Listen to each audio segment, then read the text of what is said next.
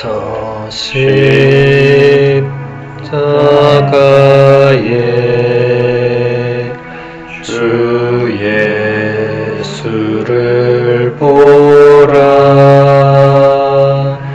피땀에 젖은 나무와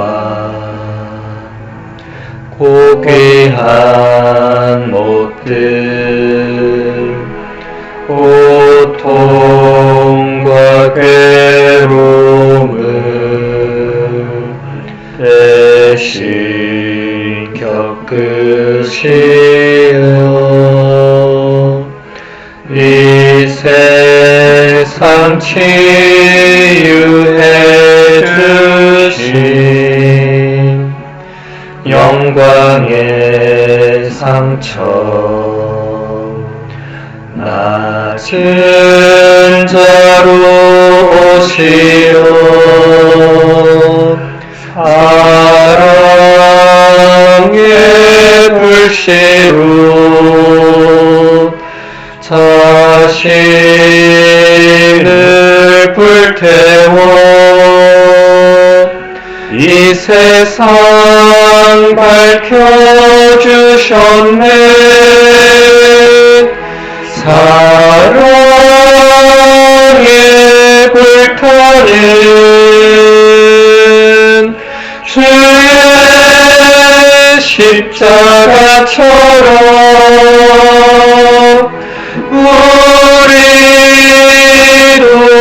진리와 사랑에 불타게 하소서. 사랑에 불타는 사랑에 불타는 주의 십자가처럼 우리도 진리와 사랑에 불타게 하소서. 네, 두 번째 강의 시작하도록 하겠습니다. 이번 강의는 카를로 카레토 수사님의 사막에서의 편지, 아주 옛날 책인데 제가 이번에 사순 특강으로 뉴욕 그 성심성당, 거기서 제가 조금 다뤘어요. 그래서 그 뒷부분 계속 이어서, 카를로 카레토 수사님은 다 들어보셨죠? 이 책, 별로 안 들어보셨구나. 책 한 권은 읽어보세요. 책 엄청 많이 내셨거든요. 카를로 카레토 치면은 책이 많이 나와요. 그래서 이 사막에서의 편지, 마음을 정화하다, 이 주제부터 같이 보도록 하겠습니다. 카를로 카레토 수사님 이렇게 얘기합니다. 이른바 선하다고 자처하는 이들과 신심가라고 불리는 이들, 또 스스로 모범적인 신앙생활을 하고 있다고 믿으면서 하느님 저는 다른 사람들과 같지 않습니다 라는 교만한 말을 전능하신 분의 제단 앞에 서서 서슴지 않고 하는 이들의 이기심에 대해서 말하고자 합니다. 그렇습니다. 흔히 우리는 살아가면서 은연중에 나는 다른 이들과 다르다고 믿는 만용을 부릴 때가 있습니다. 이것이야말로 아주 위험한 이기주의에서 비롯된 가장 근본적인 거짓말입니다. 그 거짓말을 바탕으로 우리의 이기주의는 스스로의 만족을 위한 신심과 기도까지 동원하면서 견고한 바벨탑을 쌓아갑니다.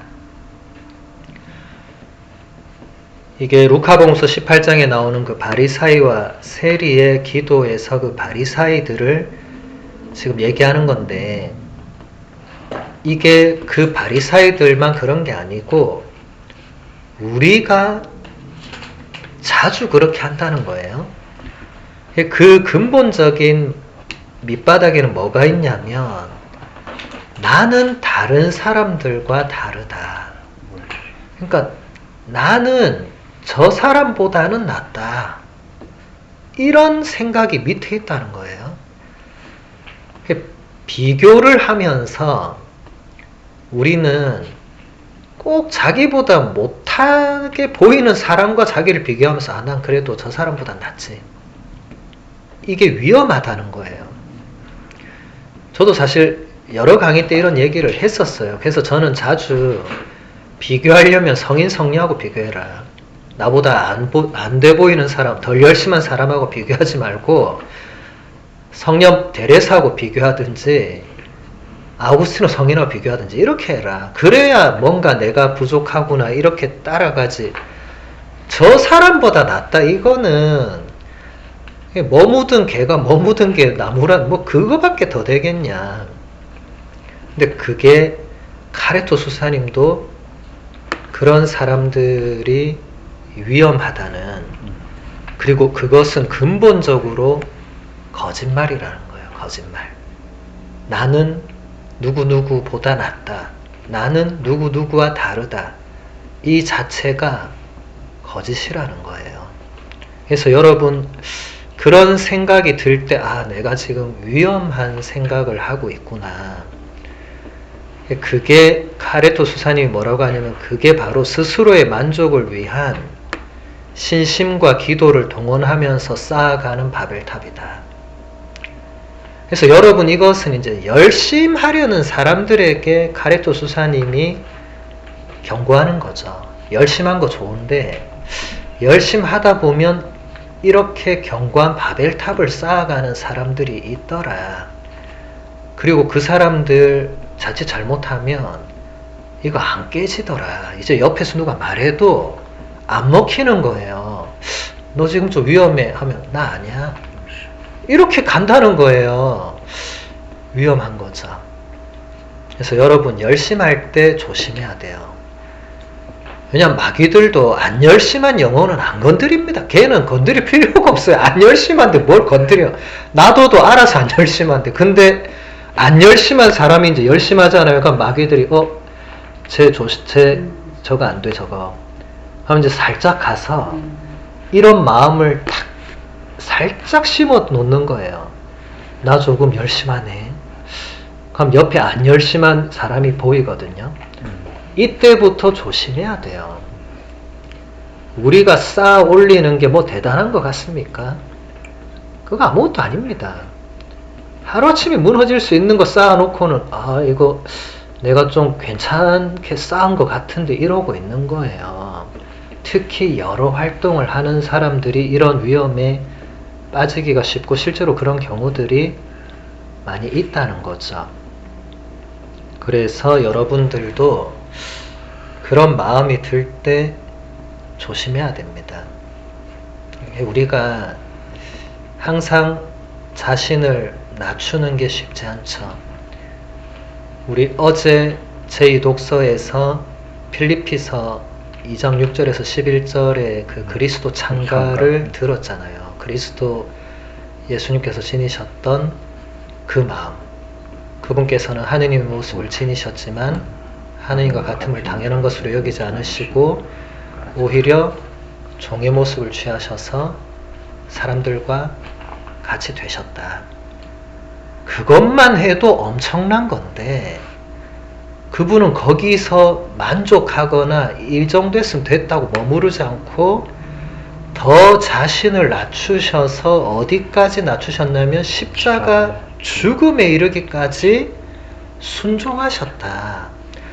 그래서 하느님께서 그분을 모든 것 위에 드높이 올리셨다. 예수님이 스스로 저 밑바닥까지 내려가셨기 때문에 하느님이 그분을 다시 가장 위로 드높이 올리셨다.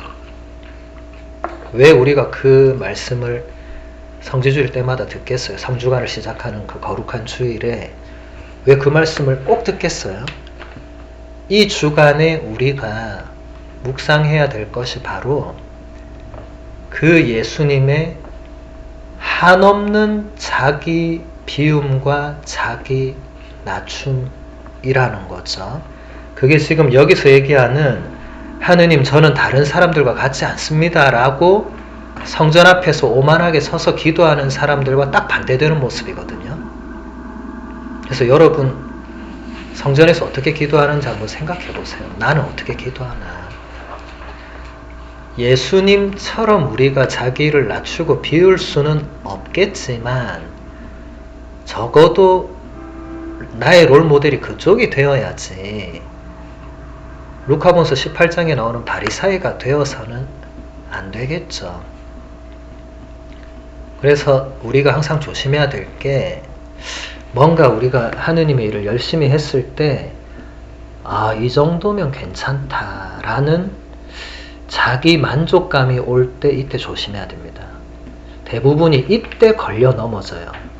그렇게 열심히 해놓고 끝에 걸려 넘어지는 거예요. 그러면 열심히 했던 거 다 허물어뜨리는 거죠.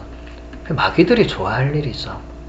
탁 건드려서 스스로 넘어지게 만드는 거예요. 그토록 열심히 하다가도.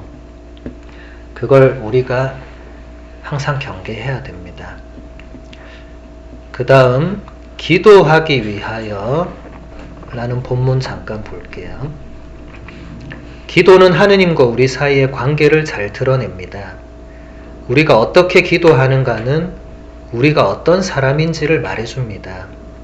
우리 믿음의 수준은 우리의 기도 수준과 일치합니다. 우리가 견고한 희망을 지녔다면 우리의 기도가 견고하다는 뜻입니다.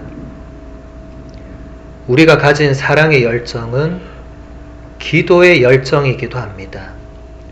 그 이상도 그 이하도 아닙니다. 라틴어 격언에 우리 교회의 오래된 격언에 렉스 오란디 렉스 크레덴디라는 말이 있어요. 라틴어로 렉스 하면 이게 법이에요. 법. 그리고 오란디 하면 기도하는 것이고 크레덴디는 믿는 거예요. 그럼 뭐죠? 렉스 오란디 하면 기도하는 법이 렉스 크레덴디 하면 뭐죠? 믿는 법이다. 지금 가리토 수사님이 그 얘기를 하는 거예요. 우리 믿음의 수준은 우리 기도 수준과 일치한다. 우리가 어떻게 기도하는가가 우리가 어떤 믿음을 지녔는지를 말해준다. 지금 여기서 기도의 양을 따지는 게 아닙니다. 그 기도의 질을 말하는 거죠. 그래서 대부분 신자들이 기도한 게 너무 어렵다고 그러죠. 기도한 걸 싫어해요. 근데 그게 결국 근본적으로는 하느님과 나와의 관계 정립이 이게 뭔가 제대로 안 돼 있다는 거죠. 그러니까 당연히 기도가 어렵죠. 관계가 불분명한데 기도가 어떻게 명확하게 되겠어요. 그러니까 기도도 뭔가 불분명한 거야. 그냥 하느님 저는 잘 모르니까 그냥 도와주세요. 이렇게 가는 거예요. 우리 가톨릭 신자들 18번이 저는 잘 모릅니다. 이게 항상 깔려 있거든요. 이게 저는 처음에는 다 너무 겸손하시구나 이렇게 생각했어요.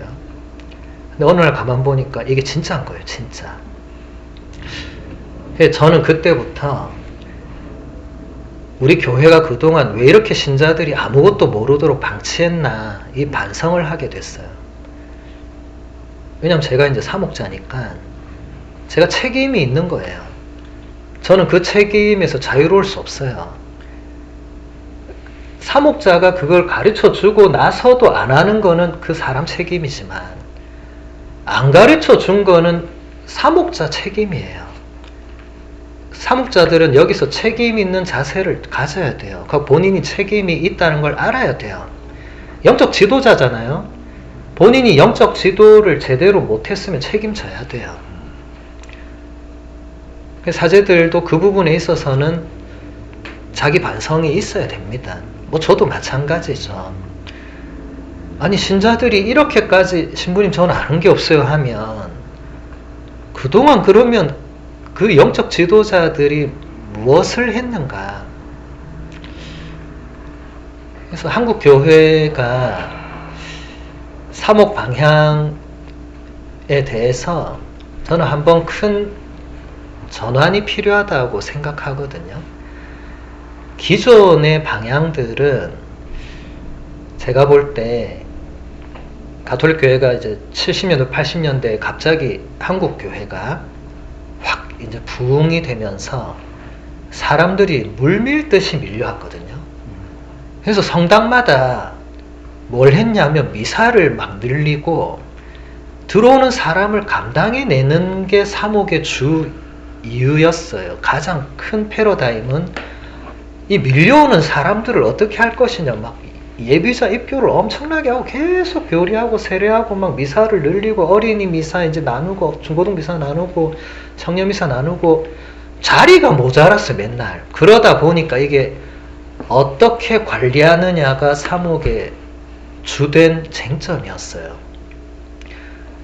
근데 그게 불과 한 20-30년 만에 완전히 지금 그 상황은 종지부를 찍었고 지금은 어떻게 하면 이 한 사람이라도 붙을 수 있을까를 고민하고 있는데, 그래서 저는 지금이 굉장히 사목적으로 패러다임 전환이 필요한 시기가 온 것 같다고 느껴요. 새 포도주를 새 부대에 담아야 한다는 예수님 말씀이 유효하잖아요. 그때는 물밀듯이 밀려와서 어쩔 수 없었다고 생각합니다. 왜냐하면 그것도 감당이 안 되는데 뭘 사람들한테 지금 하느님을 가르치고 기도를 가르치고 안 되는 거예요. 그러니까 계속 단체 만들어서 관리하고 행사에서 유지하고 봉사활동에서 유지하고 사람들은 막 그런 거에 막 이제 또 열심히 하고 거기서 또 나름대로 뭔가를 느끼고 좋은 게 있죠. 근데 문제는 그러다 보니까 신자들에게 정말 신앙의 신비를 교육해야 되는 이 부분이 사실은 부족했던 게 사실이죠. 지금도 예비자 교리 이후로 우리 가톨릭 교회 안에 여러분들에게 주어지는 교육 기회는 대림특강, 사순특강, 그 견진이 있을 때 견진특강, 그러니까 이 특자가 붙는다는 자체가 이미 이게 일상적이지 않다는 거잖아요. 평범하지 않다는 거잖아요. 교육 기회가 그동안 제공되지 않았던 거죠. 그러니까 우리 신자들은 정말 대단하게도 제대로 배우지 못하고 모르는데도 신앙생활을 해온 거예요. 저는 그게 신앙의 신비라고 생각해요. 와, 어떻게 모르는데도 그렇게 믿고, 신부님 저는 아무것도 모릅니다. 근데 믿고 있다는 거. 저는 그게 신앙의 신비인 것 같아요. 저는 모르면 안 믿거든요. 전 모르는 사람 믿지 않아요. 근데 어떻게 모르는 사람 덥석 믿어요? 그게 신앙의 신비였어요. 근데 이제부터는 더 이상 그걸로 유지가 안 되는 거예요. 세상이 주는 그 수많은 정보와 지식의 홍수 속에서 사람들이 이거 뭔가 아니구나 라고 점점 자성하게 된 거죠. 내가 좀 알아야 되겠구나. 그런데 여기서 이제 문제가 발생하는 겁니다. 제대로 된 교회의 가르침을 받아들여야 되는데 그게 아니라 엉뚱한 데서 다른 거를 먼저 받아들여서 문제가 커지는 거죠. 제가 어디 가서 강의를 할 때 보면 계시가 뭐예요? 이렇게 물어보면 사람들이 아무 대답을 안 해요. 그러니까 가장 기본적인 용어조차 배운 적이 없다는 거예요. 근데 사실 배웠습니다. 예비자 교리 때. 근데 예비자 교리 때 배운 걸 어떻게 다 기억해요? 그걸 기억하는 사람이 있다면 그 사람은 성인품에 올려줘야 됩니다. 그거 기억 못합니다. 본인이 아무 신앙에 관심도 없을 때 그냥 가가지고 그 앉아서 그걸 어떻게 기억해요? 여러분, 우리 인생도 죽을 때까지 배워야 된다고 엘리자베스 퀴블러 로스라는 유명한 학자가 인생 수업이라는 책에서 그런 얘기를 했었죠. 저는 그 책을 감명 깊게 읽으면서 느낀 게 이 짧은 인생도 기껏해야 7, 80년 사는 이 인생도 죽을 때까지 배울 게 있다면 하느님은 그보다 훨씬 더 배워야 된다. 그보다 훨씬 더 깊게 알아야 된다. 죽을 때까지. 심지어 죽음을 넘어서도. 인생은 죽음이 끝이지만 하느님은 그 끝을 또 넘어서서 계속 이어지는 분이시니까 당연히 배워야 된다. 그래서 제가 그때부터 이제 기회만 되면 신자분들에게 강의나 교리나 피정이나 뭐 이런 시간을 통해서 끊임없이 뭔가를 전달해 드리려고. 왜냐하면 사제들은 1차적으로 말씀의 선포자거든요. 네. 1차적으로 사제들은 가르치는 직무를 받은 사람이에요. 그게 어떻게 강론 시간만으로 다 되겠어요? 그건 절대로 불가능합니다. 우리 강론 시간이 길지도 않아요. 우리 강론 시간은 이게 미사전례 안에 한 부분이기 때문에 주일은 10분, 평일은 5분 안에 끝내야 돼요. 그 이상 넘어가잖아요. 신자들 눈빛 바뀌어요. 싸해집니다. 제가 그걸 느껴요. 그래서 빨리 끊어야 된다는 걸 제가 느껴요. 이거 더 하다가 오늘 큰일 나겠다. 아니나 다를까 끝나고 나면 분명히 몇 명이 얘기하면 신부님 오늘 왜 이렇게 길게 하셨냐고. 뭐 이해는 되죠. 본인이 뭐 정해놓은 스케줄도 있을 거고. 그런데 오늘 저분이 필 받았구나 이제 이렇게 되면 속 타죠 이제. 근데 그게 안타깝지만 우리의 수준이라는 거예요. 근데 그게 제가 그분들이 잘못됐다 이게 아니고 그 시간으로는 안 된다는 거예요. 그 시간에는 그날 선포된 독서 복음을 해설하기에도 모자란 시간이기 때문에 그 외에 우리 교회의 이 엄청난 신앙의 유산을 그럼 언제 가르쳐 주리냐? 그럼 만들어야 되는 거예요. 그래서 제가 그때부터 기회만 있으면 만들려고. 그러니까 누군가는 너 왜 그렇게 피정이나 그런 데 집착하냐 이러더라고요. 그러니까 내가 놔줘라고 그런 거 하겠냐. 안 하면 나도 얼마나 편하고 좋냐. 그냥 편안하게 나 혼자 책 읽으면 얼마나 좋냐. 그런데 우리 신자들 아무것도 모르고 그냥 이러고 있는데 나 혼자 아는 게 무슨 의미가 있으며. 제가 로마에서 배울 때도 제가 그때 느낀 게 너무 엄청난 걸 배우고 있는데 이태리 성당 가서 신자들 만나보면 아무것도 모르고 있어요. 그 괴리가 거기도 있는 거예요. 뭐 한국도 뭐 마찬가지고. 제가 그때 배우면서도 느낀 게 이게 배운 게 그 상하 탑 속에 머물러 있으면 안 되는데 이게 한계가 있구나. 그 시스템만으로는 안 되는구나. 왜냐하면 신자들이 전체가 교리신학원을 등록할 수가 없어요. 신자들이 신학교에 다닐 수가 없어요. 극소수 몇 명이 그냥 가는 거예요. 대다수 신자들은 아무것도 모르는 거예요. 그럼 이제 본인이 내가 뭔가를 알아야지 하고 이제 막 유튜브부터 뒤지다가 엉뚱한 데 빠지는 거예요. 이게 방치되는 게 아니고 뭐겠어요? 그러니까 저는 이미 유학 때 그런 마음을 먹고 이제 와서부터 이제 기회만 되면. 근데 기회가 이게 쉽게 만들어지는 건 아니잖아요. 또 이게 하나님 뜻과도 맞아야 되고. 근데 오히려 이제 이번 사순 때 어떻게 보면 그게 굉장히 저도 제 생각보다 훨씬 많은 기회들이 이렇게 주어졌는데 그게 제 생각에는 지성이면 감천이라고. 제가 하도 그렇게 막 가니까 하느님께서 그래 너 한번 해봐 이렇게 기회를 주시는 것 같아요.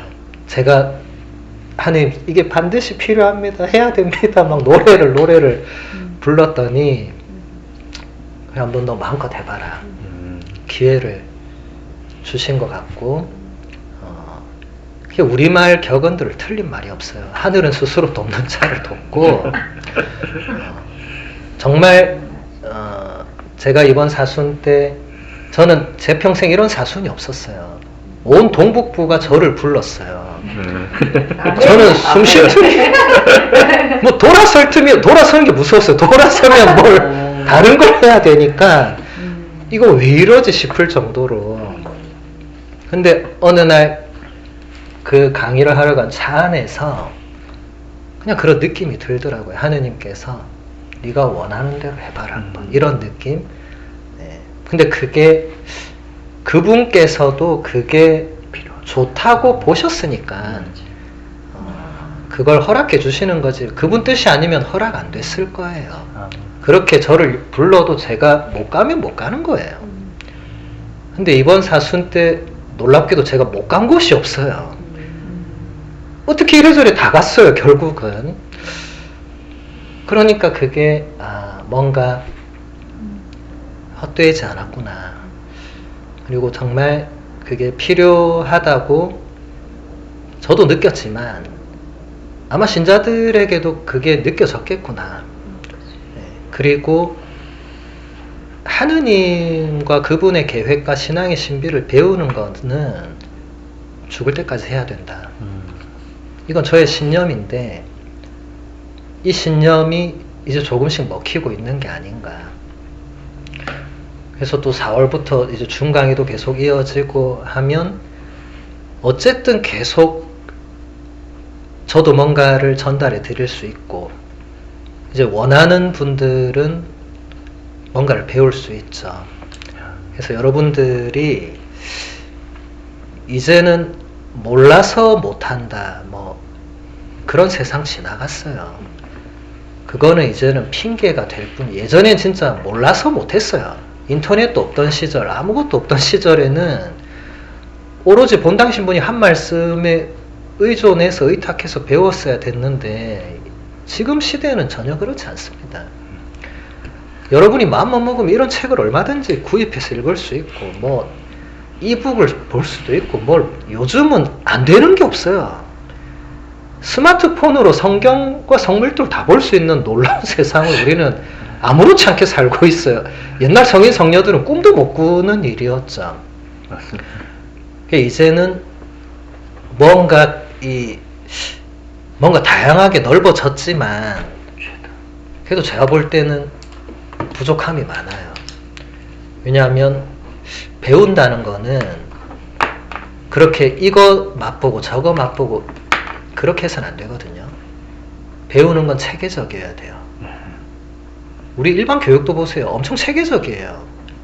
나이와 수준과 뭐에 맞게 다 그게 과정이 구성되지 어린애한테 대학교 교과서 주면서 너 오늘부터 이거 이렇게 안 해요. 아무도.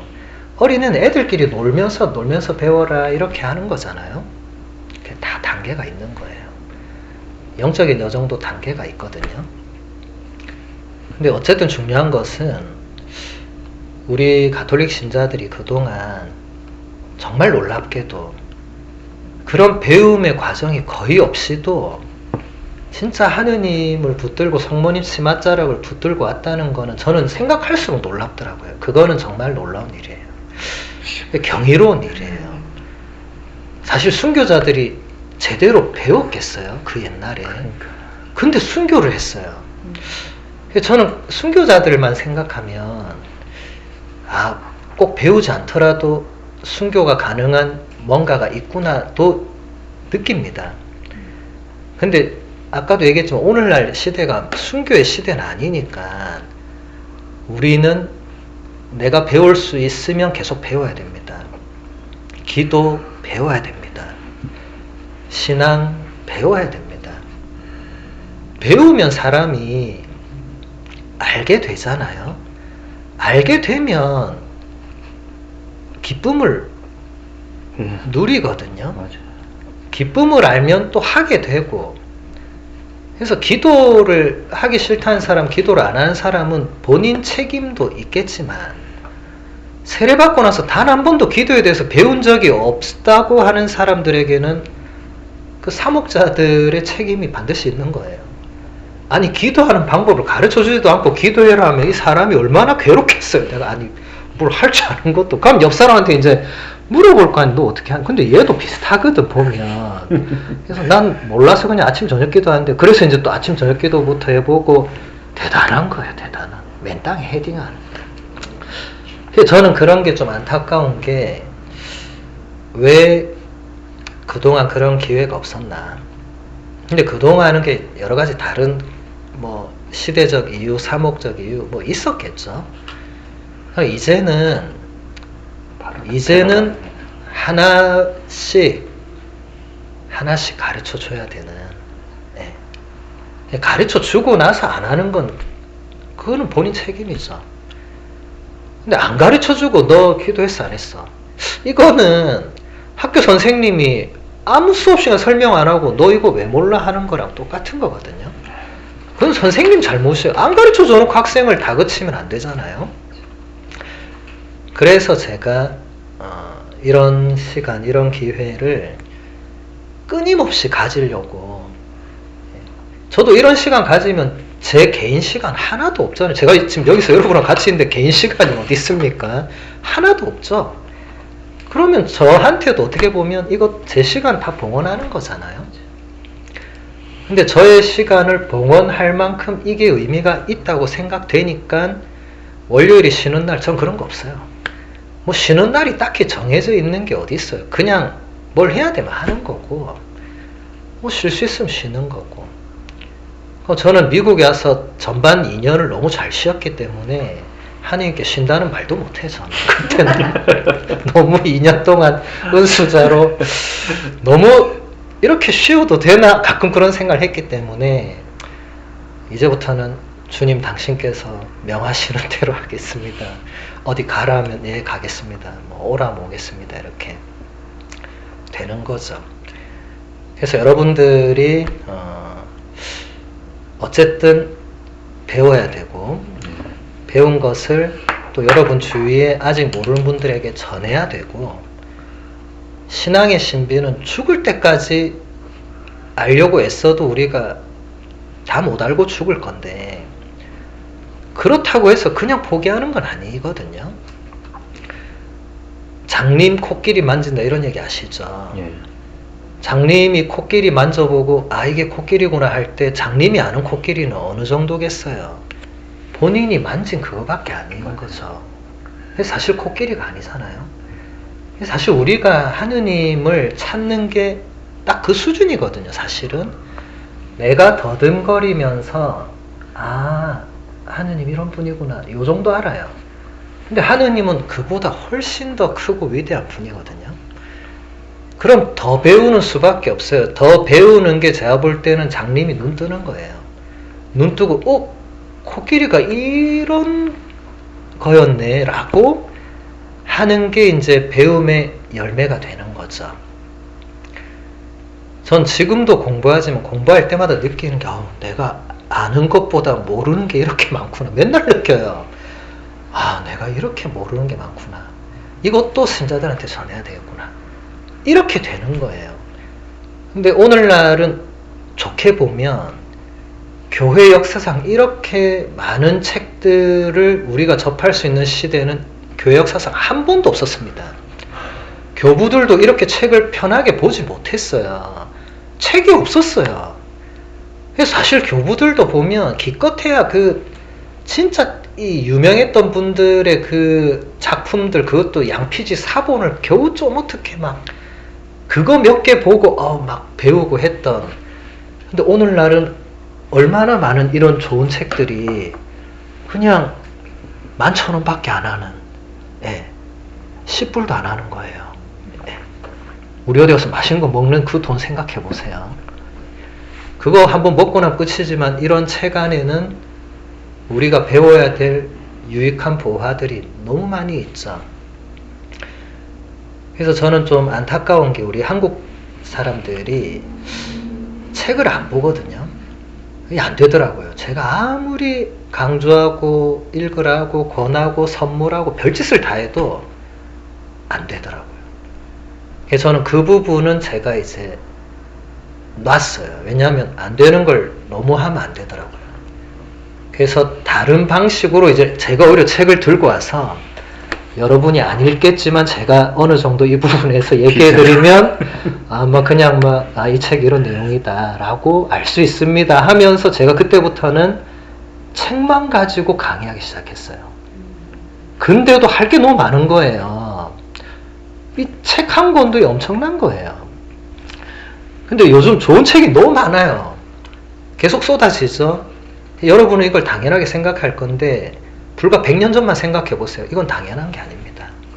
우리는 엄청난 풍요로움을 누리고 있어요. 고마운 줄 모르죠. 그러니까 책을 읽고 싶은 마음이 없는 거예요. 왜냐하면 고마운 일이 아니거든요. 귀찮은 일인 거예요. 내 하고 싶은 거, 내가 보고 싶은 거 다 하고 마지막에 책 봐야 되는데 그 또한 밀리는 거예요. 또 딴 거 있으면 딴 거 해야 되고. 기도나 영적 독서가 다 그렇게 밀려 있어요. 우선순위에서. 맞아요. 그래서 이게 우선순위에서 위로 가기 위해서 무엇을 해야 되나 제가 맨날 고민해요. 이거 어떻게 하면 순위를 한 단계라도 끌어올릴까? 신자들이 좀 먼저 기도하고 먼저 성경을 읽고 먼저 영적 독서를 읽는 그런 걸 어떻게 할까? 맨날 고민합니다. 그런 공동체를 어떻게 만들 수 있을까? 근데 쉽지 않아요. 많은 사람들이 관성의 법칙이란 게 있어요. 하던 대로 해요. 이걸 깨려고 하면 격렬한 저항에 부딪힙니다. 그래서 많은 신자들이 신부님 오늘 배운 거 너무 좋은데 제가 실행하기에는 너무 어려움이 많습니다. 다 그래요. 그리고 한 달 지나면 똑같이 되어 있습니다. 이제 그럼에도 불구하고 저는 제 할 일을 해야 되겠지만 참 이게 쉽지가 않다는 걸 느껴요. 이게 신앙생활은 모순도 뛰어넘어야 되지만 그 관성을 뛰어넘어야 돼요. 하던 대로 한다 이거 아니거든요. 이건 프란치스코 교황님도 첫 번째 권고 복음의 기쁨에서 분명히 그걸 얘기하셨어요. 하던 대로 한다는 이것은 교회의 그 유익한 모습이 아니다. 우리는 이렇게 해왔습니다 라고 말하는 것은 참된 복음의 일꾼들의 모습이 아니다. 교황님이 분명히 얘기했어요. 교황님 되고 나서 얼마 안 됐을 때부터 이 얘기를 했어요. 그런 공동체나 그런 개인은 결코 복음의 기쁨이 뭔지를 알 수가 없다. 그러니까 그 틀 안에 갇혀 있는 사람들, 관성의 법칙 안에 그냥 머물러 있는 사람들, 자기 나름의 신앙을 그냥 딱 다 틀 잡아 놓은 사람들은 기쁨이 있을 수 없다는 거예요. 누군가 이렇게 와서 자꾸 틀을 깨려고 하면 저항하는 거예요. 신부님 왜 남의 삶 이렇게 간섭하냐고. 내 인생이라고. 겉으로 맞는 말처럼 들리죠. 근데 그게 다른 말로 하면 나는 내 틀이 이러니까 난 깰 수 없다는 거거든요. 그게 관성의 법칙이에요. 그런 분은 죽을 때까지 그 이상 뭐 안 할 거예요. 그럼 기도도 그 이상 발전이 안 될 겁니다. 맨날 똑같은 기도 할 거예요. 맨날 똑같은 기도. 근데 하느님이 그 기도를 안 들어준다고 느끼겠죠. 맨날 반복되겠죠. 그래서 우리가 기도를 하려면 기도도 배워야 되겠죠. 그럼 최소한 그래도 좀 열심한 사람은 신부님 저 나름 그래도 기도 안내서 이런 거 찾아서 읽었다고 아주 훌륭해. 그까진 좋은데 그럼 그 읽고 뭐 어떻게 했습니까 하면 읽고 나서 기억이 잘 안 납니다. 또 이렇게 하거든요. 이게 체계적으로 배우지 않으면 이게 안 되는 거예요. 거기서 끝나는 거예요. 읽어는 봤는데 소화가 안 되는 거예요. 초등학교 3학년이 고등학교 거기 가서 읽은 거예요. 이게 뭔 말인지 모르겠는 거예요, 사실은. 그래서 누군가가 좀 나를 이끌어주면 좋을 텐데 우리 교회가 그동안 적어도 한국 교회가 그동안 그런 부분에서 그렇게 이끌고 케어할 여력이 아무래도 부족했던 건 사실이죠.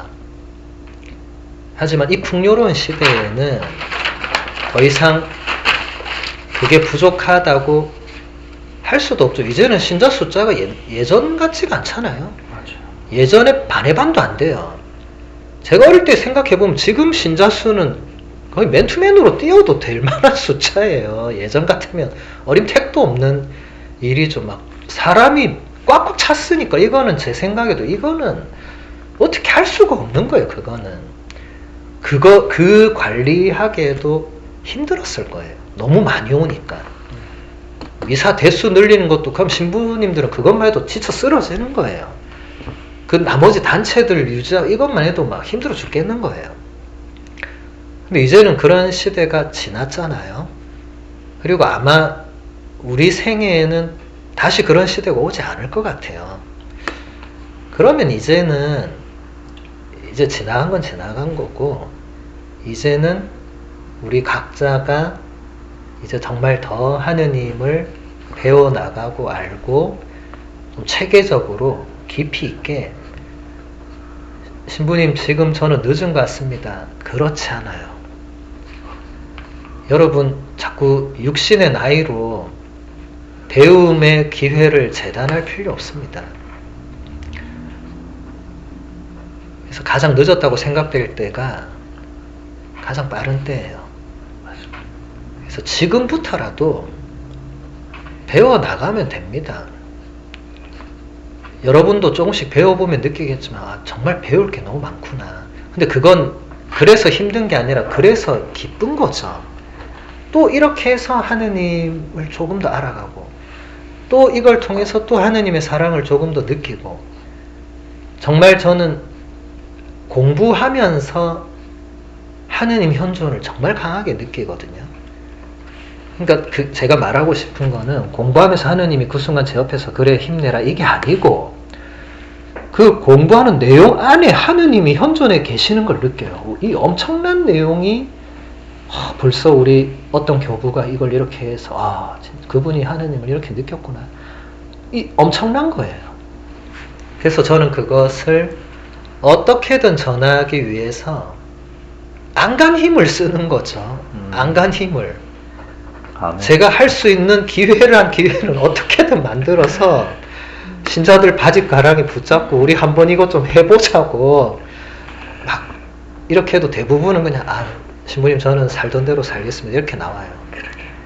그런데 지금 제 눈앞에 있는 이런 몇 분들은 뭔가 해보겠다는 분들이 있는 거죠. 그러면 이제 그게 같이 불 붙는 거죠. 그래 해봅시다 하고 되는 거죠.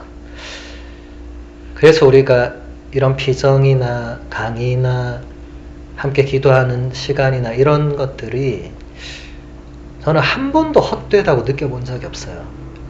정말 단 한 번도 그 시간에 내가 헛일했구나 라고 느껴본 적이 없어요.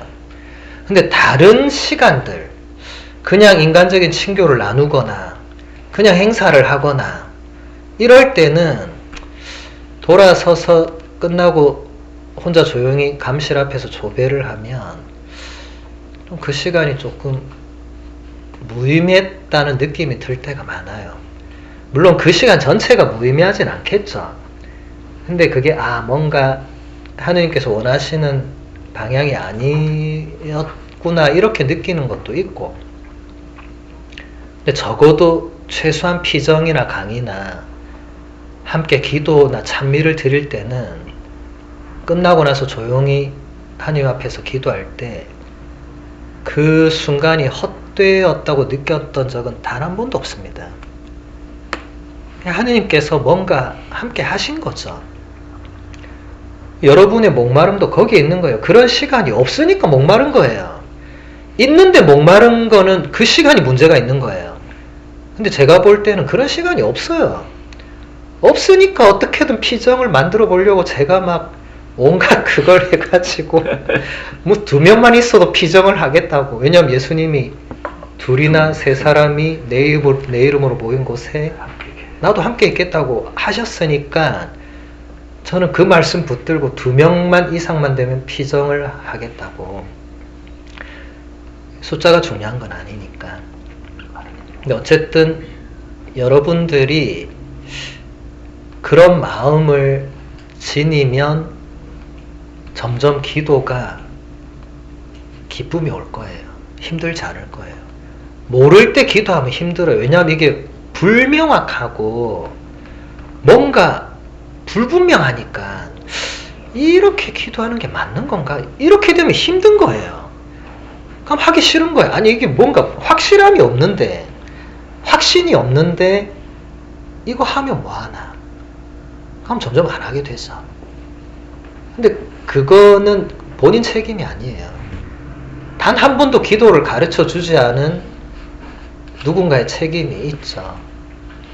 물론 본인이 배우려고 하지 않은 일정 책임도 있겠죠. 오늘날 같이 이렇게 많은 풍요로움이 제공되는 시대가 없기 때문에 여러분이 기도에 대해서 배우고 싶으면 그냥 인터넷에 기도를 배우고 싶습니다 쳐보세요. 쫙 뜰 거예요.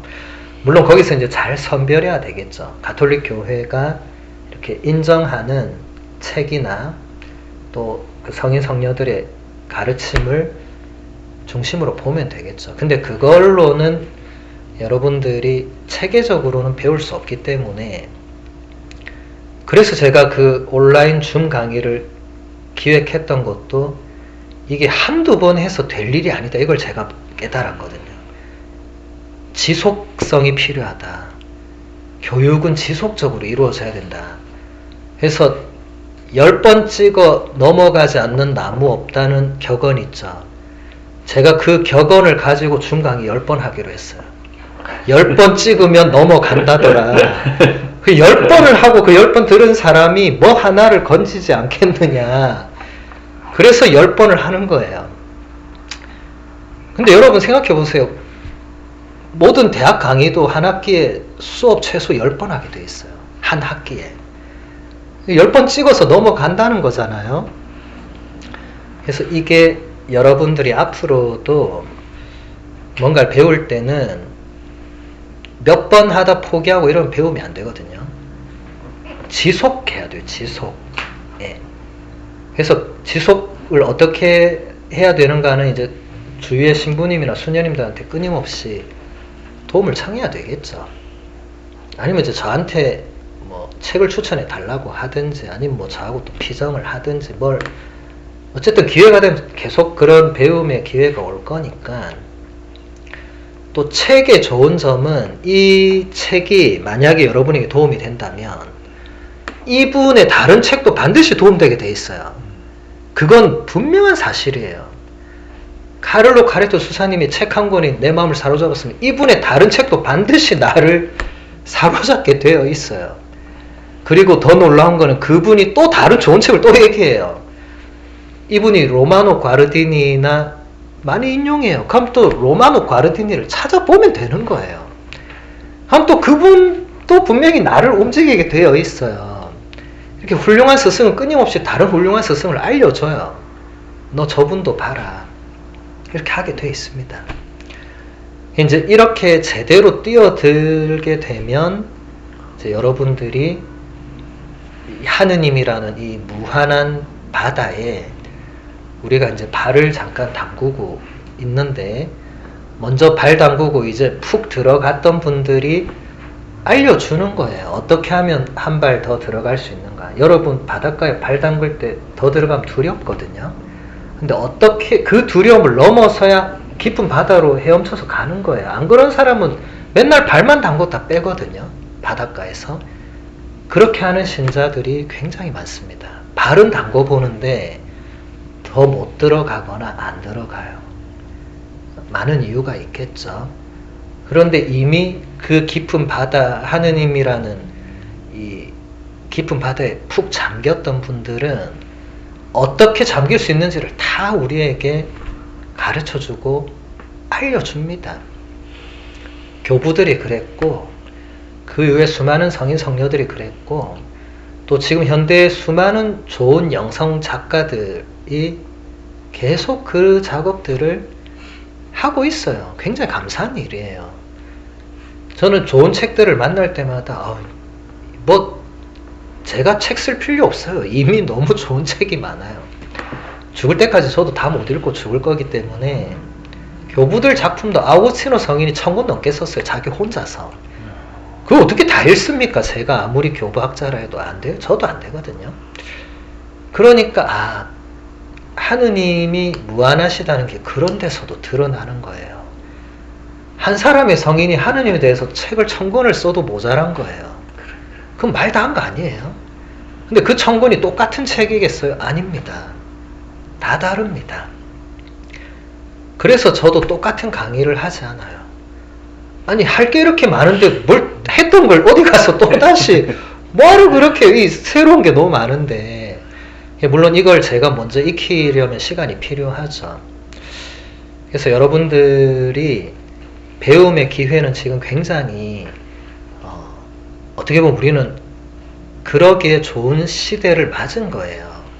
이렇게 과학기술이 발달한 적이 인류 역사상 없었거든요.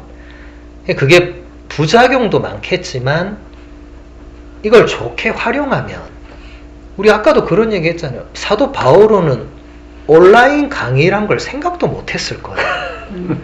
교부들은 줌이란 단어를 몰랐어요. 한번 말하면 끝이었어요.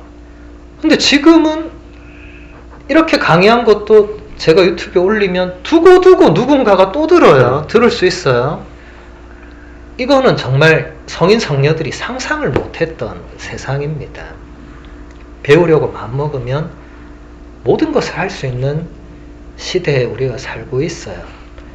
그래서 여러분들이 정말 마음을 먹고 진짜 열심히 해봐야 되겠다라고 한다면 정말 많은 기회들이 열릴 거예요.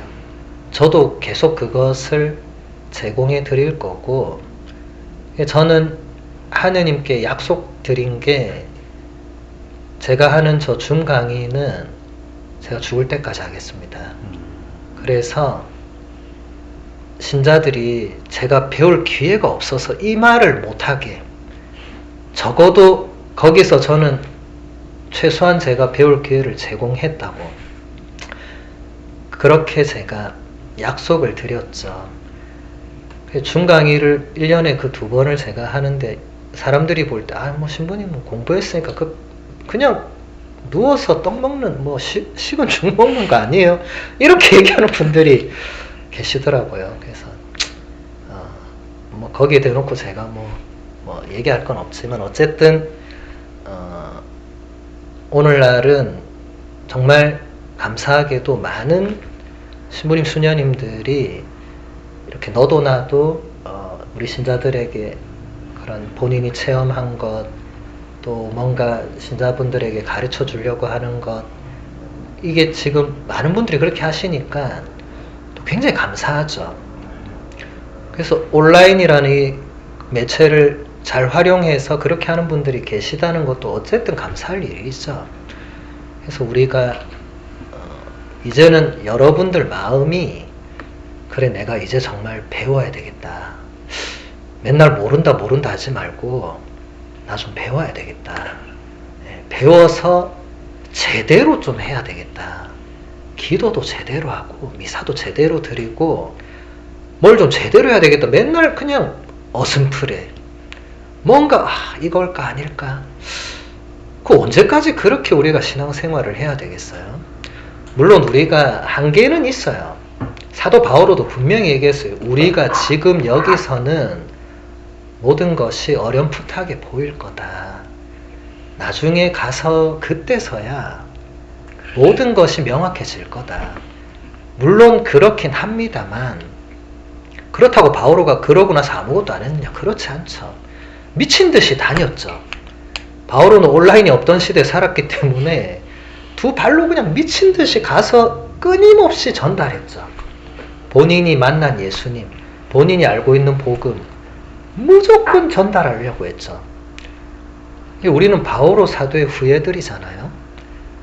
우리도 조금은 본받아야 되겠죠. 바오로처럼은 못해도 그래도 그분이 이렇게 하셨으니까 나도 닮아야 되겠다. 그래서 여러분, 가톨릭 신자분들이 굉장히 소극적이거든요. 근데 왜 그러냐면 몰라서 그런 경우가 많습니다. 알고도 그런 경우는 어쩔 수 없는 거예요. 그거는 개인의 선택이니까. 근데 대부분은 제가 보면 모르니까 소극적인 거예요. 알면 적극적일 건데 아무것도 모르니까 그냥 쭈뼛쭈뼛 하는 거예요. 어떻게 해야 되지? 근데 누구한테 물어볼래도 눈치 보이고, 또 신부님한테 물어보면 혼날 것 같고 이래 되니까 그냥 나는 그냥 요 틈에서 눈치 보면서 이 정도만 하면 되겠지, 그냥 그러고 가는 거예요. 그래서 전 그게 너무 안타깝더라고요.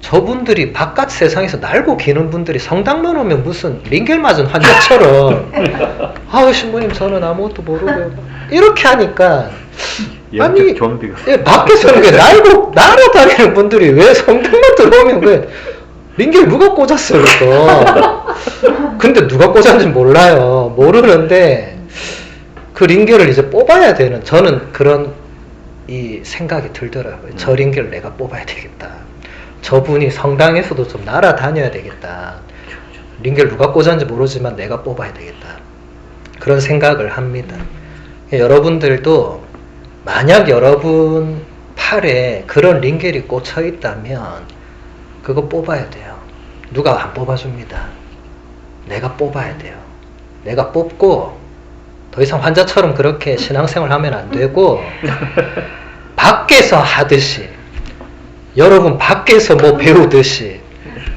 그렇게 좀 성당에서 정말 적극적으로 내 한몸 불살라서 그러면 뭐가 일어나지 않겠어요? 여러분 성인 성녀들이 뭐 거창한 일 안 했어요 대부분 보면 그렇게 소아데레사만 떠올려보세요 아무 거창한 일 안 했어요 근데 불 붙었잖아요 마더 데레사도 본인이 했던 일은 보면 정말 단순한 일이었어요 그냥 아픈 사람 돌봐주고 못 먹는 사람 먹여주고 애들 그냥 간호해주고 누워있는 사람 말 걸어주고 지금 가도 그거 해요 제가 갔을 때도 제가 한 달 거기 살았는데 그거 했어요 제가 거기서 한 달 살면서 느끼는 게 뭐 특별한 게 없구나 저는 특별한 거 있는 줄 알았거든요 특별할 거 하나도 없어요 그런데 그게 그렇게 적극적으로 기쁨에 차서 확신에 차서 하니까 불 붙는 거죠 뭔가 거기서 예수님 현존을 느끼는 거죠 우리도 얼마든지 우리 교회 안에서 그렇게 할 수 있죠 근데 다들 한 번도 그런 경험 없이 그냥 링겔 맨날 꽂고 그냥 한쪽에서 그렇게 저는 그게 너무 안타깝더라고요 날아다닐 수 있는 분들이 링겔 꽂고 누워있으니까 내가 한 번은 저분들을 일으켜서 한 번은 같이 날아보고 싶다는 저의 소박한 꿈 이게 아메리칸 드림이라는 말이 있듯이 뭔가 미국에서 조금 이루어지려고 지금 하고 있는 이번 사순이 아닌가 또 이 줌강의가 아닌가 그래서 여러분들이 나중에 제가 미국에 없더라도 아유 이제 장신부님 갔으니까 이거 다 끝났네 이러면 안 되고 계속해서 우리가 배우고 또 뭔가를 적극적으로 하고 우리 다 힘은 없어요 여러분 저도 힘은 없습니다 전 주교님 시킨 대로 하는 사람이지 아무 힘 없어요 주교님 오라면 오고 가라면 가고 아무 힘 없지만 힘이 없지만 뭔가를 해보려고 할 때 하나님께서 도와주시거든요 그러니까 우리 여러분들도 힘 없어도 몇 사람이 마음 모아서 간절히 기도하고 우리 이거 해보자 하고 적극적으로 하면 하늘은 스스로 돕는 자를 돕는다 하느님께서 길을 보여주시거든요 그래서 그런 여러분들이 되시기를 그래서 더 이상 환자처럼 신앙생활을 하지 말자 한 번은 날아보자 한 번은 우리도 왜 바오로 마더 데레사 못 되겠어요 될 수 있는데 대부분은 그냥 스스로 본인이 딱 선 긋고 아유 신부님 저는 그냥 요 정도만 하겠습니다 그러지 않고 프란치스코 교황님께서 예수님은 영원한 새로움이시라고 했거든요. 영원한 새로움. 영원한 새로움. 이게 무슨 말이죠? 우리가 죽을 때까지 예수님과 복음은 새로울 거다. 아멘. 근데 왜 우리가 링겔 계속 꽂고 누워 있어야 돼요? 그분이 새롭다는데. 그럼 안 되잖아요. 새 포도주는 새 부대에 담아야 됩니다. 새 부대가 되느냐, 헌 가죽 부대로 남느냐는 결국 우리 각자의 몫이에요. 물론 저 같은 사제들이 최대한 그걸 도와드리려고 애쓰겠지만 최종적으로는 본인이 하는 거잖아요. 최종적으로. 그러니까 여러분들이 그 열정을 놓지 말고 다른 사람들에게도 전하고 정말 열정을 가지고 하다 보면 뭐 힘들고 어려운 일도 있겠지만 그 열정의 불이 결국은 그 힘들고 어려운 걸 태우고 결국은 그 복음의 기쁨을 영원한 새로움이신 예수 그리스도를 우리 안에서 느끼게 해준다고 저는 확신하거든요. 그래서 프란치스코 교황님이 그리스도는 살아계십니다라는 문헌을 또 발표를 하셨잖아요. 그리스도는 지금 이 순간에도 여기 우리 한가운데 살아계시는 분입니다. 우린 그걸 믿으니까 이 시간에 이러고 있는 거예요. 밖에서 놀아도 되지만 그리스도께서 살아계시니까 놀면서도 그리스도와 함께 놀 수도 있는 거잖아요. 그런 우리들이 되기를 바라고 또 여러분들이 또 친구 신자분들에게 그런 복음의 기쁨을 전하고 나눌 수 있는 그런 일꾼들이 되었으면 좋겠습니다. 강의는 여기서 마치